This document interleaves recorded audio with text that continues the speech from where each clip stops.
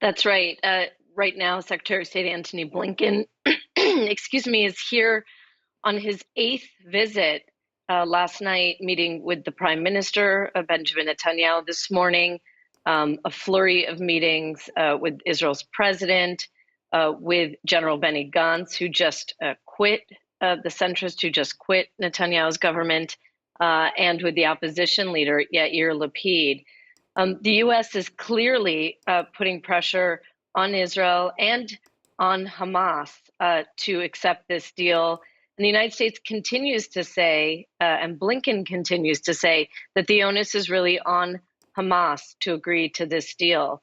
Now, despite the positive kind of reactions that we heard from Hamas yesterday to the UN Security Council vote, it still remains to be seen what Hamas is going to say in their official written response to this deal.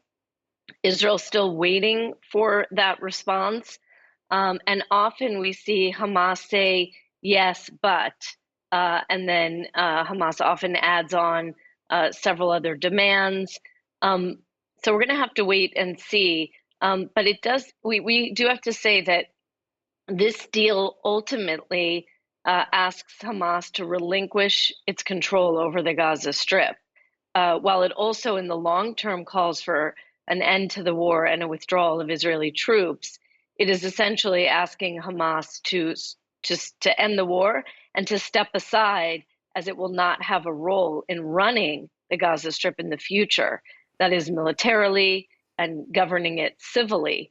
And that is one of the key things that Hamas still seems to be unable to accept.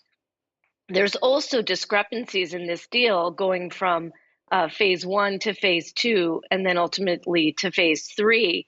There are discrepancies about how the withdrawal, the redeployment or withdrawal of Israeli troops, where they would go during these certain phases.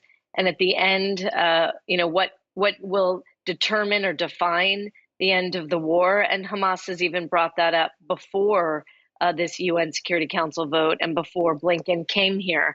So there's still a lot of questions, and we're going to have to wait and see if the parties are able to hammer out some of these details.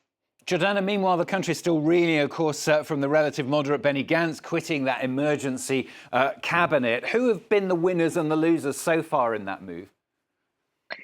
Well, one of the losers, excuse me, one of the losers is the United States, because General Benny Gantz is a centrist who was seen as a kind of moderate voice in the war cabinet and a kind of, bulwark against the far right elements in Netanyahu's government. He saw eye to eye with the United States on several issues that Netanyahu does not. For example, Benny Gantz does believe the Palestinian Authority and the Palestinian leadership has to take the lead in governing the Gaza Strip. And he was very critical of Netanyahu for not putting on the table a plan for who would replace Hamas if Netanyahu did not believe it would be the Palestinian Authority. Gantz also disagreed with the way that Netanyahu was conducting the ceasefire negotiations, believing that Netanyahu didn't really give the mediators and the negotiators on the Israeli side enough leeway to cut a deal. So Gantz will now join likely protesters on the streets of Israel here and try to push for early elections. And that will also mean Gantz working behind the scenes to see if he can peel off anyone from Netanyahu's government, which is still secure with 64 seats.